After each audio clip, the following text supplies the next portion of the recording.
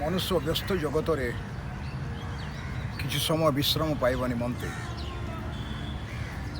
से एक जगह खोजे जिते कि सी किसी समय एकला कटई पारे पारिवारिक भाव किसी समय से निरोड़ कटई जमी कि शांति अनुभव करेंगे आने समस्त व्यस्त कार्यक्रम अलग रही से जपरिक समयटा को उपभोग करेंगे यहाँ समस्त लोकंर चिंताधारा आपाई आज आम ये जगह देखिपुँ ये कलिकतार विक्टोरियन मेमोरियल जगह शह शह जनता ये जो आसुँच विभिन्न दूर दूर जगार टिकेट करके प्रवेश करुँच किए कौटी जगह देखी निरोल जगह बसी से माने समय बिताऊँच एकला हो पारिवारिक भाव हो सांगसाथी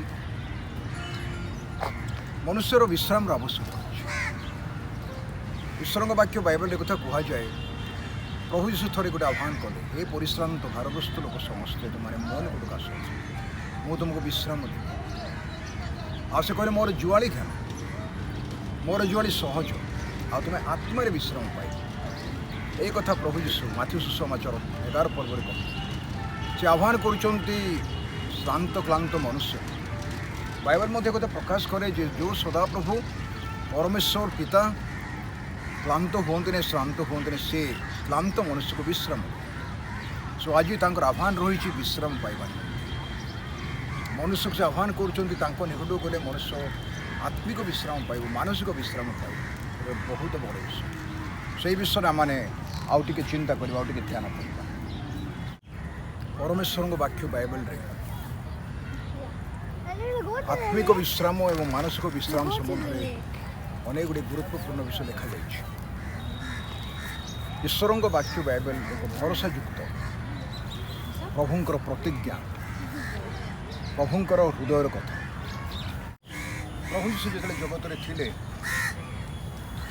विराट जनगहली जनसमाज पछरे पश्चातगमन करता मुखर वाक्य शुणा अनेक जाऊे सुस्थ पाया विभिन्न समस्या जड़ित जीवन रू जपरी से माने रक्षा प्राप्त हे से प्रभु यीशु ख्रीष्ट को पछरे अनुगमन करुले अनेक समय भोकिल लोक से खाइबा को देउथिले निरीह लोक मैंने जो मानकर कौन आशा भरोसा नहीं से प्रकार लोक मानू से सांत्वना प्रदान करुले आउ जीवन आत्मिक मूल्यबोध आत्मिक जीवन आवश्यकता अन्य भाव कह गले ईश्वर आवश्यकता मनुष्य जीवन ईश्वर वाक्य प्रकाश करे कौन सी मनुष्य कौन सी मर्त के ईश्वर को देखी ना कि देखिपार यहाँ परमेश्वर वाक्य प्रकाश कर जौन सुसमाचार प्रथम अध्याय लिखा जाइए ईश्वर को कहीं केवे देखी ना किंतु तांकर कोलस्थित एकमात्र अद्वितीय पुत्र प्रभु यीशु ख्रीष्ट हो कि बेथलीहेम रे जन्म ले मरियम को गर्भ आउ जिते माँ मरियम गर्भ से जन्म ले निमंते बसाक जगह आउ से रात्र समय प्रभु यीशु जिते जगत रे अवतीर्ण हेले नर रूप धारण कले देहबंत हेले बाइबल गुहाल कुंड माँ मरियम शोले जेकि रात्र समय से जन्म हेले जगह नाला आउ समय एक जटिल परिस्थिति था आ से परिस्थिति भितर माँ मरियम गुहाल कुंड शोले आम जाचु इतिहास जाचु बाइबल रू जाचु विभिन्न माध्यम आम जाचु प्रभु यीशु किपरि भाव ये जगतर पाप क्षमा करने जगत निमंते बलिकृत होगा से जगत को आसी यही विषयटा को ईश्वर वाक्य बाइबल प्रमाण करा लिखा जाए से उद्देश्य नहीं कि से आसबार उद्देश्य थिला से कहले मनुष्य पुत्र सेवा पाइबा को नुहे किंतु सेवा करने को अनेकंकर मुक्तिर मूल्य स्वरूप अनेकंकर मुक्तिर मूल्य स्वरूप ଆପଣ ପ୍ରାଣ ଦାନ କରିବାକୁ ମନୁଷ୍ୟ ପୁତ୍ର ଆସିଅଛନ୍ତି। ତାକୁ ଆସିବାର ଉଦ୍ଦେଶ୍ୟ ଥିଲା ସେଇଟା। ଆଉ ଏଥିପାଇଁ ମୋର ପ୍ରିୟ ଭାଇ ଭଉଣୀମାନେ, ବନ୍ଧୁଗଣ, ଅନେକ ସମୟରେ ଲୋକମାନେ ଠିକ୍ରେ ବୁଝିପାରନ୍ତି ଯୀଶୁଖ୍ରୀଷ୍ଟ କାହିଁକି ଆସିବାର ଉଦ୍ଦେଶ୍ୟ କ'ଣ ଥିଲା। ଈଶ୍ୱରଙ୍କୁ ପ୍ରକାଶ କରିବା ପାଇଁ ପ୍ରଭୁ ଯୀଶୁଖ୍ରୀଷ୍ଟ ପିତା ପରମେଶ୍ୱରଙ୍କୁ ପ୍ରକାଶ କରିବା ପାଇଁ ଜଗତରେ ଜନ୍ମ। ଏ ଗୋଟେ ବହୁତ ବଡ଼ ବିଷୟ। ତାଙ୍କର ଉଦ୍ଦେଶ୍ୟ ଥିଲା ପିତା ପରମେଶ୍ୱରଙ୍କ ସ୍ୱଭାବ, ତାଙ୍କର ଗୁଣ, ତାଙ୍କର ବ୍ୟକ୍ତିତ୍ୱ, ଅନାଦି ଅନନ୍ତ ପରମେଶ୍ୱରଙ୍କର ବ୍ୟକ୍ତିତ୍ୱକୁ ପ୍ରକାଶ କରିବା ପାଇଁ ଯୀଶୁଖ୍ରୀଷ୍ଟ ଜଗତରେ ମନୁଷ୍ୟ ରୂପ ଧାରଣ କଲେ। କଳସୀୟ ଚିଠାରେ ଲେଖାଯାଏ ଏକ ପର୍ବରେ ଯେ ଯୀଶୁଖ୍ରୀଷ୍ଟଙ୍କ ଠାରେ ସମ୍ପୂର୍ଣ୍ଣ ଈଶ୍ୱରତ୍ୱ ଦେହବନ୍ତ ହୋଇକି ବାସ କରେ। ଏ କଥା ଈଶ୍ୱର ପାଖରେ ଲେଖାଯାଏ। ସେଟା ବହୁତ ବଡ଼ ବିଷୟ। ସମ୍ପୂର୍ଣ୍ଣ ଈଶ୍ୱରତ୍ୱ, ଦ ପର୍ସନାଲିଟି ଅଫ୍ ଗାଡ୍, ଯିଏକି ଅନାଦି ଅନନ୍ତ ବ୍ୟକ୍ତିତ୍ୱ, ଯାହାଙ୍କର ଆଦି ନାହିଁ କି ଅନ୍ତ ନାହିଁ, ସେଇଥିରେ ଜଗତରେ ଯୀଶୁ ରୂପରେ ଜନ୍ମ ହେଲେ ଏକ ସୀମିତ ମନୁଷ୍ୟ ହେଇକି ତାଙ୍କ ଭିତରେ ପରମେଶ୍ୱରଙ୍କର ସମ୍ପୂର୍ଣ୍ଣ ବ୍ୟକ୍ତିତ୍ୱ ବାସ କରେ। ଆଶ୍ଚର୍ଯ୍ୟ କଥା। ପ୍ରଭୁ ଯୀଶୁଖ୍ରୀଷ୍ଟଙ୍କର ବ୍ୟକ୍ତିତ୍ୱ ବିଷୟରେ ଆମେ କଥାବାର୍ତ୍ତା କରୁଛୁ। ତାହାଙ୍କଠାରେ ଈଶ୍ୱରଙ୍କର ସମ୍ପୂର୍ଣ୍ଣ ପୂର୍ଣ୍ଣତା ବାସ କରେ, ଏକଥା ପ୍ରଭୁଙ୍କ ବାକ୍ୟ ଲେଖାଯାଏ। ଈଶ୍ୱରଙ୍କର ସମ୍ପୂର୍ଣ୍ଣ ପୂର୍ଣ୍ଣତା, ଦ ଫୁଲନେସ୍ ଅଫ୍ ଗଡ୍ କହିଲେ ଏକ ମନୁଷ୍ୟ ଏକ ସଂକ୍ଷିପ୍ତ ମସ୍ତିଷ୍କ ଭିତରେ ଯେତିକି ମନୁଷ୍ୟର ବୁଝିବାର ଜ୍ଞାନ ଅଛି ସେତିକି ବୁଝିବା ପାଇଁ ତା ପାଇଁ ବହୁତ କଷ୍ଟ ହେବ। ଯେହେତୁ ଈଶ୍ୱରଙ୍କର ବ୍ୟକ୍ତିତ୍ୱ କିଏ ବର୍ଣ୍ଣନା କରିପାରେ?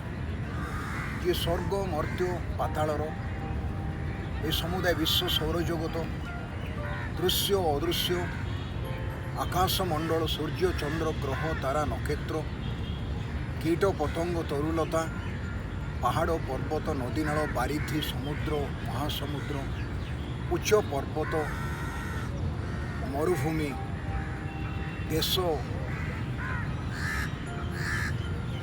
ଉଡ଼ୀୟମାନ ସମସ୍ତ ପକ୍ଷୀ,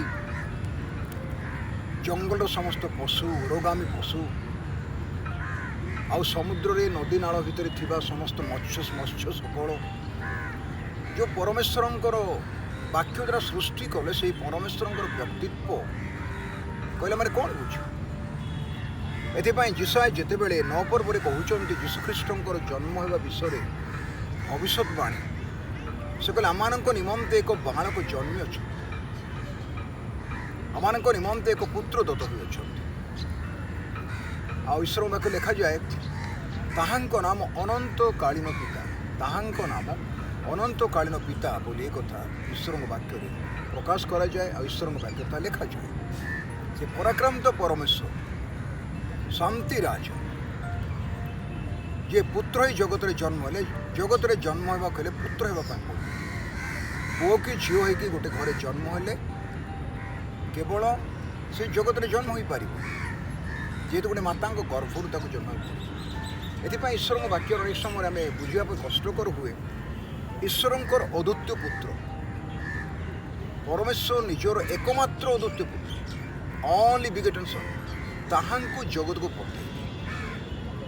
ଆଉ ସେଇ ପରମେଶ୍ୱରଙ୍କର ପୁରା ବ୍ୟକ୍ତିତ୍ୱ ନେଇକି ତାଙ୍କ ପୁତ୍ର ଆସିଲେ। ଯେମିତି ବାପାଙ୍କର ସମ୍ପୂର୍ଣ୍ଣ ସମ୍ପତ୍ତି ଉପରେ, ବାପାଙ୍କର ସମ୍ପୂର୍ଣ୍ଣ ଯାହା ବି ତାଙ୍କର ଅଧିକାର ଅଛି ତା ଉପରେ ପୁଅର ଯେ ଅଧିକାର, ଯୀଶୁଖ୍ରୀଷ୍ଟ ମଧ୍ୟ ଜଗତରେ ସେ ଆତ୍ମାରୂପୀ ପରମେଶ୍ୱର ଦେହବନ୍ତ ହେଲେ, ବାକ୍ୟରୂପୀ ପରମେଶ୍ୱର ଦେହବନ୍ତ ହେବାରୁ ତାଙ୍କ ଉପରେ ଈଶ୍ୱରଙ୍କର ସମ୍ପୂର୍ଣ୍ଣ ବ୍ୟକ୍ତିତ୍ୱ ତ ପୂର୍ଣ୍ଣତା ପ୍ରକାଶିତ ହେଲା। ବାଇବେଲରେ ତାଙ୍କ ବିଷୟରେ ଲେଖାଯାଏ ସେ ଅଜର ଅମର ଅଗମ୍ୟ ଜ୍ୟୋତି ନିବାସ, ଏକମାତ୍ର ସମ୍ରାଟ, ମନୁଷ୍ୟ ତାହାଙ୍କୁ କେବେ ଦେଖି ନାହିଁ। ମୋ ସାଙ୍ଗେ ସେ କହିଲେ ମନୁଷ୍ୟ ମୋତେ ଦେଖି ବଞ୍ଚିପାରିବ ନାହିଁ। ଏଥିପାଇଁ ସେ ସୀମିତ ହୋଇଗଲେ। Unlimited became limit. ଅସୀମିତ ପରମେଶ୍ୱର ସୀମିତ ହୋଇଗଲେ। ଏଇଟା ଗୋଟେ ବହୁତ ବଡ଼ ବିଷୟ କଥା ହେଇଗଲେ। ତାଙ୍କ ଜନ୍ମ ହେବାର ଉଦ୍ଦେଶ୍ୟ ହେଉଛି ସବୁଠୁ ବଡ଼ ବିଷୟ। ସେ କାଲବରୀ କ୍ରୁଶରେ ଆଜକୁ 2000 ବର୍ଷ ତଳେ ଜଗତର ମନୁଷ୍ୟର ଉଦ୍ଧାର ପାଇଁ ପରିତ୍ରାଣ ନିମନ୍ତେ ପାପ କ୍ଷମା ପାଇବା ନିମନ୍ତେ मनुष्य जपरी पाप क्षमा पाइब मनुष्य रक्षा प्राप्त हो उद्धार प्राप्त हो एपाई बोली से कालवरी क्रूस बलिकृत होले बलिदान करागला ये उद्देश्य नहीं कि प्रभु ये जगत जन्म होते ये विषयटा आमको नितान्त बुझा पड़ो आसा बुझा निमंते ईश्वर वाक्य बाइबल पढ़ा दरकार नूतन नियम सुसमाचार जब माथ्यू मार्क लुक जोहन चारि सुसमाचार में पढ़ा तेरे जानवाक पारा जीशुख्रीष्टर जन्म उद्देश्य से कहले अनेकंकर मुक्तिर मूल्य स्वरूप मो प्राण दान करने आसी अच्छे से कालवरी क्रूस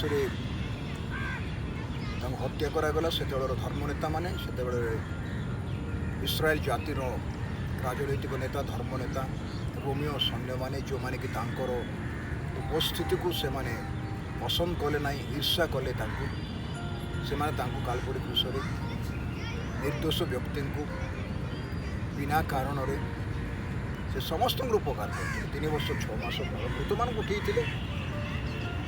समुद्र तोफान को बंद कर देते भोकिला मान खाइबा को देते अंध मान चक्षु देते बधिर मान शुणा शक्ति देते से प्रभु यीशु ख्रीष्ट जेते लोक उपकार करते सुधा लोक मैंने ईर्षा करी कालवरी क्रूस हत कले ये कथा ईश्वर वाक्य प्रमाण करे आईटा सब बड़ गुरुतर विषय कि जिते से कालवरी क्रूस मले जन सुसमाचार 10 पर्व से कहते मोर प्राण देवाक मोर अधिकार अच्छे मोर प्राण ग्रहण करने मोर अधिकार अच्छे मु मोर मेष मान निमंते स्वेच्छा प्राण दिए वॉलेंटरली विलिंगली मु मोर प्राण दिए आउ मोर प्राण मु ग्रहण करने मोर अधिकार अच्छे मुझे स्वेच्छा देती आउ स्वेच्छा ग्रहण कर मोर अधिकार अच्छे से कहते मु तृतीय दिन में उत्थापित है प्रभु यीशु ख्रीष्ट तृतीय दिन में उत्थापित हेले ए विषय बाइबल प्रमाण करे इतिहास मध्य प्रमाण करे तृतीय दिन से उत्थापित है एवं अनेक लोक मान से दर्शन देले निजर शिष्य माने सहित जो मैंने गमनागमन करुले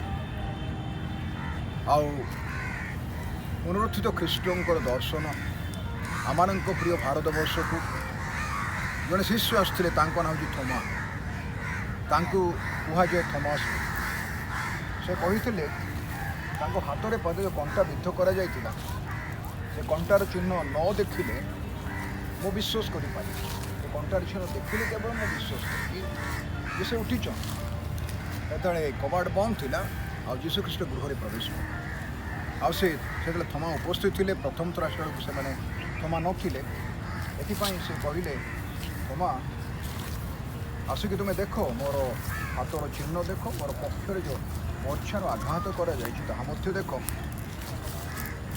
अविश्वासी न हो विश्वासी हो आसे गोटे बड़ कथा कहते तुम्हें मत देखिकी विश्वास करुच किंतु जी मत न देखी विश्वास करे से लोक धन्य ये मोर प्रिय भाई भूणी मैंने तृतीय दिन उठिला ईश्वर वाक्य बाइबल कहे से 40 दिन जगत 40 दिन पर से जीत नामक पर्वत जेरूसलाम पूर्व दिगरे अच्छी से जीत नामक पर्वत से कौन कले समस्त सम्मुखें 1000 संख्यार लोक था शिष्य मैंने माँ थे अन्य 70 शिष्य थे एवं शह शह जनता थे जेरूसलाम पूर्व दिगर जीत पर्वत से स्वर्गारोहण कले समस्त साक्षात से कहले मुझे जाऊँगी तुम निमंते स्थान प्रस्तुत करने आते मुझे स्थान प्रस्तुत करी मुझे रुहे तुमने जपरी से रही निमंते मुझे तुमको आपण निकट को खेलियापी आसी बाइबल जदि कौन निर्दिष्ट आ गुरुत्वपूर्ण प्रतिज्ञा रही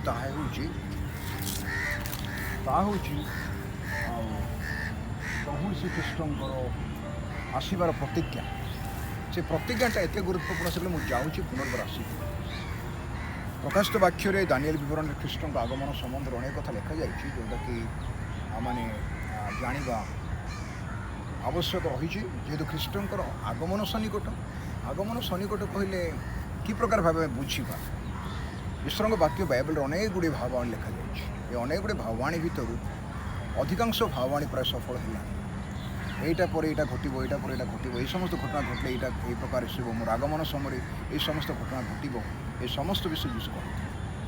ଆଉ ସେଥିପାଇଁ ମୋର ପ୍ରିୟ ଭାଇ ଭଉଣୀମାନେ, ବର୍ତ୍ତମାନ ମଣ୍ଡଳୀର ପ୍ରାୟ ସମୟ 2000 ବର୍ଷ ଉପରେ ହେଇଗଲା, କୃଷ୍ଣଙ୍କର ଆଗମନ ନିକଟବର୍ତ୍ତୀ ପ୍ରାୟ। ଏଥିପାଇଁ ଆଜି କହିବାର କଥା ନମ୍ରତାର ସହିତ, ଦୁଷ୍ଟରେ ମରଣରେ ପରମେଶ୍ୱରଙ୍କର ସନ୍ତୋଷ ନାହିଁ। ସେ କହିଲେ ଯେଉଁ ପ୍ରାଣୀ ପାପ କରି ସେ ମରିବ। ଆଉ ସେ କହିଲେ ପାପର ବେତନ ହେଉଛି ମୃତ୍ୟୁ। ଏଇଟା ଫିଜିକାଲ ଡେଥ୍ ନୁହେଁ, ସେଟା ଶାରୀରିକ ମୃତ୍ୟୁ ନୁହେଁ, ଆତ୍ମିକ ମୃତ୍ୟୁ, ନରକରେ ଅନନ୍ତକାଳୀନ। ସେଇ ନରକରୁ ଉଦ୍ଧାର ପାଇବା ପାଇଁ ଏକମାତ୍ର ଭରସା ହେଉଛି ଯୀଶୁଖ୍ରୀଷ୍ଟ। ସେ ପାପୀ ନିମନ୍ତେ କାଲବରୀ କ୍ରୁଶରେ ପ୍ରାଣତ୍ୟାଗ କଲେ, ରକ୍ତ ଢାଳିଲେ, ତା ଦ୍ୱାରା ସେ ପାପ ଧୋଇକି ଧାର୍ମିକ ଗଣିତ କଲେ ମନୁଷ୍ୟକୁ। ପାପର ପ୍ରାୟଶ୍ଚିତ ନିମନ୍ତେ ସେ କାଲବରୀ କ୍ରୁଶରେ ପ୍ରାଣତ୍ୟାଗ କଲେ। ଏବଂ ଦ୍ୱିତୀୟ ବିଷୟ ହେଉଛି କେବଳ ପାପ ନିମନ୍ତେ ପ୍ରାଣତ୍ୟାଗ କଲେ ସେ କଥା ନୁହେଁ, ସେ ନରକରୁ ଉଦ୍ଧାର କରିବା ପାଇଁ ନିଜେ ମଧ୍ୟ ନରକର ସମସ୍ତ ଯାତନା ସହିଲେ। ଯେତେବେଳେ ତାଙ୍କୁ ସମାଧି ଦିଆଗଲା, ଲେଖାଯାଇଛି ସେ ଆତ୍ମାରେ ଜୀବିତ ହେଲେ ଏବଂ ପାତାଳ କୁଣ୍ଡକୁ ପଳେଇଲେ। ବାଇବେଲ ପ୍ରମାଣ କରେ ସେ ନରକର ସମସ୍ତ ଯାତନା ନିଜ ଉପରକୁ ନେଇଛନ୍ତି। ଯଦି ଆମେ ଯିଶାୟା 53 ପଢ଼ିବା, ତାଙ୍କ ଯାତନା କଷ୍ଟ ବୁଝିବା, ସେ କିପରି ଯାତନା ପାଇଛନ୍ତି, ପୃଥିବୀରେ କୌଣସି ମନୁଷ୍ୟ ଖ୍ରୀଷ୍ଟଙ୍କ ଭଳି ଯାତନା ପାଇନାହିଁ। ତୃତୀୟ ବିଷୟ, ସେ ମୃତ୍ୟୁରୁ ପୁନରୁତ୍ଥି ଥିଲେ। ଏଥିପାଇଁ ମୃତ୍ୟୁକୁ ଭୟ କରିବାର ବିଷୟ ନାହିଁ। ବାଇବେଲ କହେ ମୃତ୍ୟୁ ମନୁଷ୍ୟର ଶେଷ ଶତ୍ରୁ ଆଉ ପ୍ରଧାନ ଶତ୍ରୁ। ଏଥିପାଇଁ ବିଶେଷ କରି ମୋର କହିବାର ଅର୍ଥ ହେଉଛି, ଆମେ ମୃତ୍ୟୁକୁ ଭୟ କରୁ, କିନ୍ତୁ ଯୀଶୁଖ୍ରୀଷ୍ଟ କ'ଣ କରିଛନ୍ତି, ମୃତ୍ୟୁର ନାହୁଡ଼ ଭାଙ୍ଗିଛନ୍ତି। ମୃତ୍ୟୁର ନାହୁଡ଼ ଭାଙ୍ଗିଛନ୍ତି। ଆଉ ସେ ମୃତ୍ୟୁକୁ ଜୟଲାଭ କରିଛି। ତାଙ୍କୁ ମୃତ୍ୟୁଞ୍ଜୟ ଖ୍ରୀଷ୍ଟ ବୋଲି କୁହାଯାଏ। ଚତୁର୍ଥ ବିଷୟ, ସେ ଜଗତର ଅଭିଶାପକୁ ଜୟଲାଭ କରିଛନ୍ତି। ଯେହେତୁ ଯିଏ ଖୁଣ୍ଟରେ ଟଙ୍ଗାଯାଏ ବା କ୍ରୁଶରେ ଟଙ୍ଗାଯାଏ, ସେ ଅଭିଶପ୍ତ ବୋଲି ବାଇବେଲ ଲେଖାଯାଇଛି। ଏବେ ଖ୍ରୀଷ୍ଟ ଯୀଶୁ ଯେତେବେଳେ କ୍ରୁଶରେ ମଲେ, ସେ ଆମମାନଙ୍କର ସବୁ ଅଭିଶାପ ନେଇଗଲେ। ପାପ ନିମନ୍ତେ ମୃତ୍ୟୁବରଣ କଲେ, ନରକ ନିମନ୍ତେ ମୃତ୍ୟୁବରଣ କଲେ, ନରକର ଦଣ୍ଡ ସେ ବହନ କଲେ, ମୃତ୍ୟୁକୁ ସେ ଜୟଲାଭ କଲେ। ଆଉ ସବୁଠାରୁ ବଡ଼ ବିଷୟ ଜାଣିଛନ୍ତି କି, ପୃଥିବୀରେ ଯଦି ଆଜି କିଛି ବିଷୟ ଭୁଲ ହେଉଛି ସଦାବେଳେ, ଅନ୍ୟାୟ, ଅତ୍ୟାଚାର, ପାପ, ବନ୍ଧୁତା, ନରହତ୍ୟା, ବିଭିନ୍ନ ବିଷୟ ହେଉଛି, ସେ ସମସ୍ତ ପଛରେ କାହାର ହାତ? ଶୟତାନ, ଯାହାକୁ ଈଶ୍ୱରଙ୍କ ବାକ୍ୟ ବାଇବେଲରେ ଶୟତାନ ବୋଲି କୁହାଯାଏ। ତାକୁ ସେ ସମ୍ପୂର୍ଣ୍ଣ କାଲବରୀ କ୍ରୁଶରେ ପରାଜୟ କଲେ। ତାର କୌଣସି ଅଧିକାର ମନୁଷ୍ୟ ଉପରେ ନାହିଁ, ସେ ପରାଜିତ ହୋଇଯାଇଛି। ଏଥିପାଇଁ ଈଶ୍ୱରଙ୍କ ବାକ୍ୟ ବାଇବେଲ ପ୍ରମାଣ କରେ ଯେ ଈଶ୍ୱର ଜଗତକୁ ଏମନ୍ତ ପ୍ରେମ କଲେ ଯେ ସେ ଆପଣ ଅଦ୍ୱିତୀୟ ପୁତ୍ରଙ୍କୁ ଦାନ କଲେ, ଯେପରି ଯେ କେହି ତାହାଙ୍କଠାରେ ବିଶ୍ୱାସ କରେ ସେ ବିନଷ୍ଟ ନ ହୋଇ ଅନନ୍ତ ଜୀବନ ପ୍ରାପ୍ତ ହେବ। ଏ କଥା ଈଶ୍ୱରଙ୍କ ବାକ୍ୟ ପ୍ରକାଶ କରେ। ମୋର କ୍ଷୁଦ୍ର ଆହ୍ୱାନ ଆଉ ଆପଣମାନଙ୍କ ଅନୁରୋଧ, ଯୀଶୁଖ୍ରୀଷ୍ଟ କୌଣସି ଏକ ନୂତନ ଧର୍ମ ପ୍ରଚାରକୁ ଆସିନଥିଲେ। ସେ ଆସିଥିଲେ ମନୁଷ୍ୟର ପାପ ଅବସ୍ଥାରୁ, ମନୁଷ୍ୟର ଦୀନ ଅବସ୍ଥାରୁ, ମନୁଷ୍ୟର ସମସ୍ତ ଦୁର୍ବଳତାରୁ ରକ୍ଷା କରିବା, ପାପ କ୍ଷମା କରିବା ପାଇଁ, ଅନନ୍ତ ରାଜ୍ୟ ସ୍ୱର୍ଗ ରାଜ୍ୟକୁ ନେବା ପାଇଁ ପ୍ରଭୁଙ୍କର ଯୋଜନା ଥିଲା। ଏଥିପାଇଁ ସେ ଆସିଥିଲେ କାଲବରୀ କ୍ରୁଶରେ ଜୀବନ ଦେବା ପାଇଁ। କେବଳ ତାହା ବିଶ୍ୱାସ କରିବା ଦ୍ୱାରା ମନୁଷ୍ୟ ପରିତ୍ରାଣ କରିପାରିବ। ପରିତ୍ରାଣ, ପାପକ୍ଷମ, ନରକରୁ ଉଦ୍ଧାର, ଶୟତାନର କବଳ ଉଦ୍ଧାର ପ୍ରାପ୍ତ, ମୃତ୍ୟୁକୁ ସେ ଜୟ କରିବ, ପୁନରୁତ୍ଥିତ ହେବ ଏବଂ ଯୀଶୁ ନିଜେ ଆସିବେ ମଧ୍ୟାକାଶକୁ ସେହି ଲୋକକୁ ନେବା ପାଇଁ। କୋଟି କୋଟି ଜନତା ଯୀଶୁଙ୍କୁ ମଧ୍ୟାକାଶରେ ଭେଟିବେ ଆଉ ତାପରେ ତାଙ୍କର ଦ୍ୱିତୀୟ ଆଗମନ ହେବ। ଏ ସମସ୍ତ ବିଷୟ ବାଇବେଲ ଲେଖାଯାଇଛି। ଆଉ ଦ୍ୱିତୀୟ ଆଗମନ ହେଲା ପରେ ଶେଷ ବିଚାର ହେବ। କିନ୍ତୁ ଯେଉଁମାନେ ତାଙ୍କର ବିଶ୍ୱାସ କରନ୍ତି ସରଳ ହୃଦୟରେ, ସେମାନେ ଅନନ୍ତ କାଳ ପର୍ଯ୍ୟନ୍ତ ପ୍ରଭୁଙ୍କ ରାଜ୍ୟରେ ଜାଗା ପାଇବେ, ତାଙ୍କ ସହିତ ରହିବେ, ଅନନ୍ତ କାଳ ରହିବେ, ଯେହେତୁ ସେ ଅନାଦି ଅନନ୍ତ ପରମେଶ୍ୱର। ତେବେ ଯୀଶୁ କହିଲେ, ହେ ପରିଶ୍ରାନ୍ତ ଭାରଗ୍ରସ୍ତ ଲୋକ ସମସ୍ତେ, ମୋ ନିକଟକୁ ଆସ, ମୁଁ ତୁମକୁ ବିଶ୍ରାମ ଦେବି। ଆଜି ମନୁଷ୍ୟର ବିଶ୍ରାମ ନାହିଁ। ମନୁଷ୍ୟର ବିଶ୍ରାମ, ତାର ନା ଶାରୀରିକ ବିଶ୍ରାମ ଅଛି, ନା ତାର ମାନସିକ ବିଶ୍ରାମ ଅଛି, ତାର ଆତ୍ମିକ ବିଶ୍ରାମ ଅଛି। ବ୍ୟତିବ୍ୟସ୍ତ ମନୁଷ୍ୟ। ଆଉ ଜଗତର ବିଶ୍ରାମ ସାମୟିକ ମାତ୍ର, ଟେମ୍ପୋରାରୀ, ଅଳ୍ପ ସମୟ। ଏଥିପାଇଁ ଖ୍ରୀଷ୍ଟଙ୍କଠାରେ ଅନନ୍ତ ଜୀବନ ଅଛି, ଅନନ୍ତ ବିଶ୍ରାମ ଅଛି। ଆପଣ କି ମୁଁ କି ଯେ କେହି ତାଙ୍କୁ ବିଶ୍ୱାସ କରିବ, ଯେପରି ଯେ କେହି ଲେଖାଛି ବାଇବେଲରେ ନିର୍ଦ୍ଦିଷ୍ଟ କାହା ନାଁ ଲେଖାଛି। ଯେକୌଣସି ବ୍ୟକ୍ତି ଯୀଶୁ ବିଶ୍ୱାସ କରିବ ଆଉ କରିବା ଦ୍ୱାରା ସେ ପରିତ୍ରାଣ ପ୍ରାପ୍ତ। ଆଜି ଆପଣ, ମୋର ଅନୁରୋଧ, ସୁଯୋଗ ପାଇଲେ କେବେ ଥରେ ବାଇବେଲ ପଢ଼ନ୍ତୁ, କୃଷ୍ଣଙ୍କ ଜୀବନୀ ପଢ଼ନ୍ତୁ। ନୂତନ ନିୟମର ମାତୃ ମାର୍ଗ ଲୋକ ଯେଉଁମାନେ ଜାଣିବେ ଯେ ଖ୍ରୀଷ୍ଟ ଯୀଶୁଙ୍କର ଆଗମନର ଉଦ୍ଦେଶ୍ୟ କ'ଣ ଆଉ ତାଦ୍ୱାରା ଆପଣଙ୍କର ତାଙ୍କ ସହିତ ସମ୍ପର୍କ ସ୍ଥାପନ କରିବାରେ କିଛି ଅସୁବିଧା ହେବ ନାହିଁ। ଆପଣ ଯେକୌଣସି ବ୍ୟକ୍ତି ଯେକୌଣସି ବ୍ୟାକଗ୍ରାଉଣ୍ଡ ଯେକୌଣସି ପୃଷ୍ଠଭୂମି ଲୋକ ହେଇଥିବେ ଯେକୌଣସି ଭାଷା କହୁଥିବେ ଯେକୌଣସି ସମାଜରେ ଯେକୌଣସି ସଂସ୍କୃତିରେ ଥିଲେ ମଧ୍ୟ ଆପଣ ନିଶ୍ଚୟ ପ୍ରଭୁଙ୍କ ସହ ସମ୍ପର୍କ ସ୍ଥାପନ କରିପାରିବେ ଯେହେତୁ ତାଙ୍କ ନିମନ୍ତେ ଯେଉଁମାନେ ତାଙ୍କ ସହ ସମ୍ପର୍କ ସ୍ଥାପନ କରିବାକୁ ଚାହାନ୍ତି ସେମାନଙ୍କ ନିମନ୍ତେ ପ୍ରଭୁଙ୍କର ହାତ ଖୋଲା ସେ କଣ୍ଠା ବିଭ ଏଇଠି ମୂଲ୍ୟ ଦେଇଛନ୍ତି ଏବଂ ପ୍ରଭୁ ଆଜି ସମସ୍ତଙ୍କୁ ଆଶୀର୍ବାଦ କରନ୍ତି।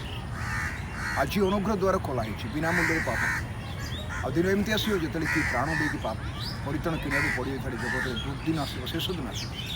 ପ୍ରଭୁ ଆଶୀର୍ବାଦ କରନ୍ତୁ। ଆଜିର ଦିନରେ ମୁଁ ଆପଣଙ୍କୁ ଆହ୍ୱାନ କରୁଛି ନମ୍ରତାର ସହିତ ଏକ ବନ୍ଧୁ ଭାବରେ ଏକ ଭାଇ ଭାବରେ ପ୍ରଭୁ ଯୀଶୁ ଖ୍ରୀଷ୍ଟଙ୍କୁ ନିଜ ପ୍ରାଣକର୍ତ୍ତା ବୋଲି ଗ୍ରହଣ କରନ୍ତୁ ଆଉ ତାଦ୍ୱାରା ଅନନ୍ତ ଜୀବନ ପାଇବାର ଏକ ବହୁତ ବଡ଼ ସୁଯୋଗ ଆପଣଙ୍କ ଜୀବନରେ ପାଇବେ। ଆଉ ଯେତେ ଲୋକମାନେ ତାଙ୍କୁ ବିଶ୍ୱାସ କରନ୍ତି ସେମାନେ ସମସ୍ତେ ତାଙ୍କ ସହିତ ଅନନ୍ତ ରାଜ୍ୟରେ ବା ସ୍ୱର୍ଗ ରାଜ୍ୟରେ ବାସ କରିବେ। ପ୍ରଭୁ ଆଶୀର୍ବାଦ କରନ୍ତୁ।